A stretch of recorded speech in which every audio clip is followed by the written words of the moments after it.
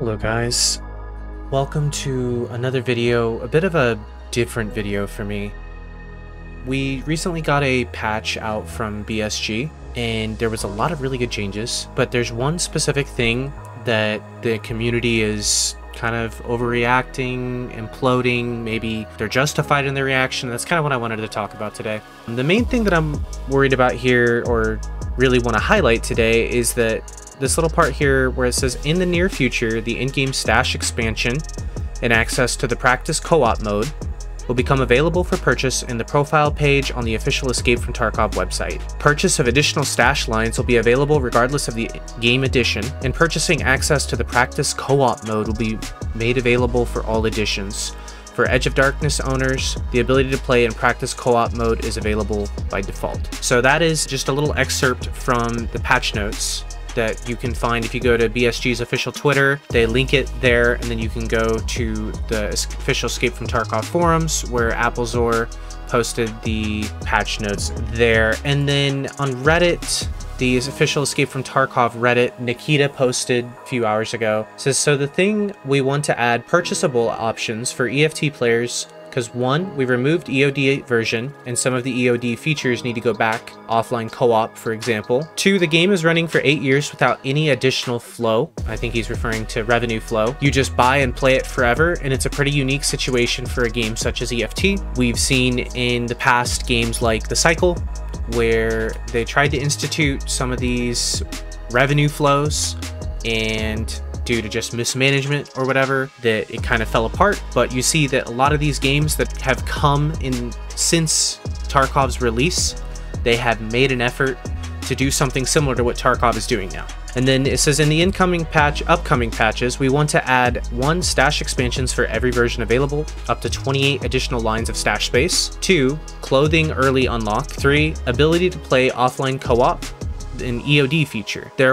It says there will no in-game money, items, weapons, gear package purchases, and so on. I think he's saying there won't be in-game money, items, weapons, gear package purchases, and so on. No boosters also, so it sounds like he's saying that there's no XP boost, so no pay-to-win mechanic. Also about stash expansions, later you will also have an option to earn that line in the game too without spending any money. Tell us, what do you think? Thanks. I've got a couple of things here. I just wanted to kind of look at the pros and cons of this. So we'll start with the pros. This allows for income in order for the company to continue to support a live service game. Not saying that they didn't make enough money before with their original release of the game. I mean, $150 for Edge of Darkness edition. And then on top of that, when it blew up in 2020, there was a lot of people that bought the game. They made a lot of money doing that. I'm not saying that they didn't make enough money and that they're not being greedy, etc., you know, being evil game dev, but it's not ridiculous for a live service game to get current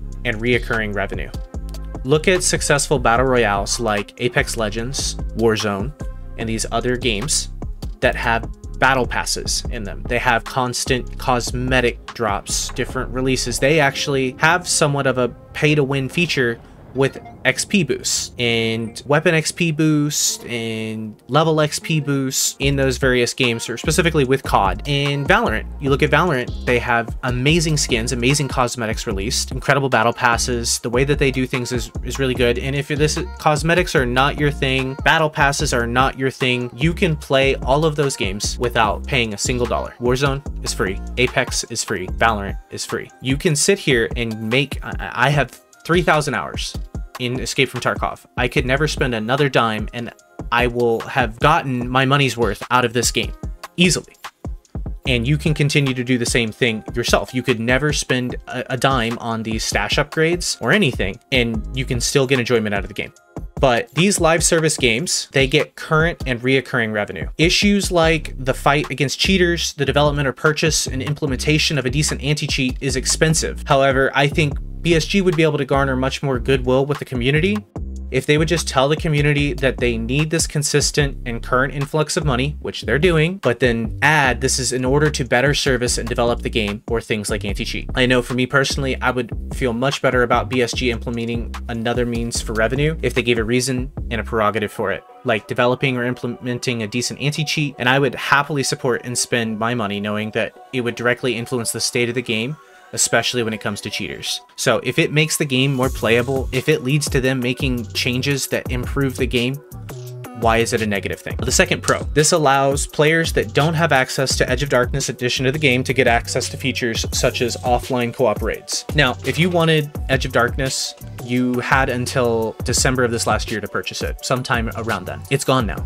You literally can't do that. You can get the Prepare to Escape edition and various upgrades, but if you want to buy the game, you cannot get Edge of Darkness anymore. One of the features that came with that was offline co-op raids. I spent over 3,000 hours in this game, as I've said. However, a lot of that time has been spent helping newer players, and I can't tell you how valuable it is whenever someone has Edge of Darkness, they don't know a map, and like a large map like Interchange, I can teach them the ebb and flow of the map in an offline raid with no scavs, just to be like, hey, this is this store, this is this area, and they can kind of get an idea for what they're going to be in for. I did this a lot whenever I helped people. I'm not an official Sherpa, but I have helped many people learn how to play Tarkov, and many of them I still play with to this day. But the biggest thing for me with this is, with Edge of Darkness being gone, there's no way for new players in the future, because when you think about a game and you think about a game's growth and its success, it lives and thrives off of new players.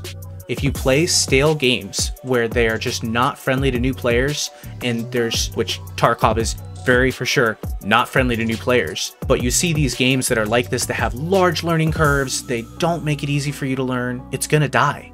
If we don't have new players, or a way for new players to be able to get access to things that we as older players have, it's not going to be a good experience. You're not going to have people coming in, and the game is not going to grow. We're not going to be able to grow the community. We're not going to see new players anymore. The third pro that I think comes with this is this allows players with a large Edge of Darkness edition or a small standard edition stash to be able to get access to more stash space should they choose to spend the money. So this is not hurting you Edge of Darkness players that have spent $150 in the game. As I said before, you don't have to spend this money, but if you have it and you choose to, you can, and then you can reap this benefit. If you have a standard edition account and you upgrade to the Prepare to Escape account, you will never have the stash space that a Edge of Darkness player has off rip. Like the Edge of Darkness, the stash size is so important and so useful versus on a standard account. Additional stash space is not a pay to win. It doesn't affect trader rep, experience gain, or otherwise help you besides having a larger stash to store more items. It's not a pay to win mechanic. I can't stress that enough. That being said, this is usually the first thing that players upgraded in the past when they would try the game out with a standard edition of the game. Whenever I would teach people that were trying to learn Tarkov, they would be like, I don't know if I want to spend $150 on this game. I'm going to spend 40 or 30 if it was on sale for a standard edition. And then they would play a couple of days with me, and then they would be like, this is something that I want to get into. And then they would upgrade, not for the Edge of Darkness player, but simply so that their stash was larger. Once they became hooked on it, they wanted a larger stash space so that they would upgrade their edition of the game, and it would make it easier to play.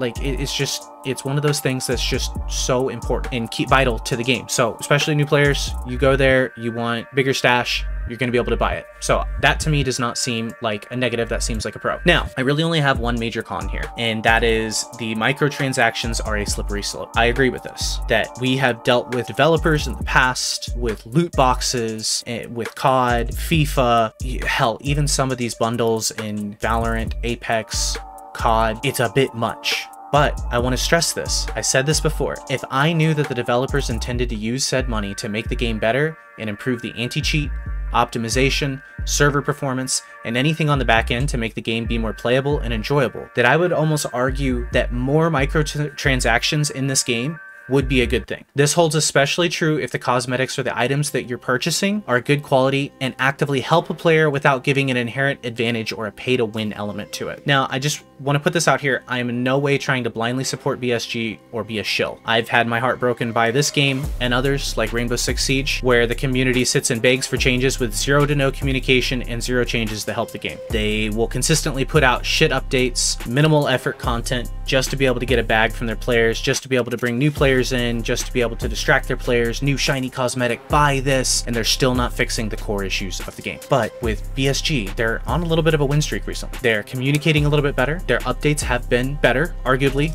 People love the recoil. The armor is a different thing, but they're also asking for our input. They're asking on Reddit. They're asking on Twitter. They want us to respond. They want us to give feedback. We are the beta testers in this instance. So go start this discussion and see what the pros and cons of this would be. Ask them to not really give us a guarantee, but say something along the lines of, this is what this money is going to be used for. We want to improve the game. The aim of this video was simply to look at things from a different and maybe more positive perspective, because at the end of the day, we all love this game and only want it to improve. If you made it this far, thank you for watching. Please drop a like, follow, sub. Thank you guys so much for the support recently.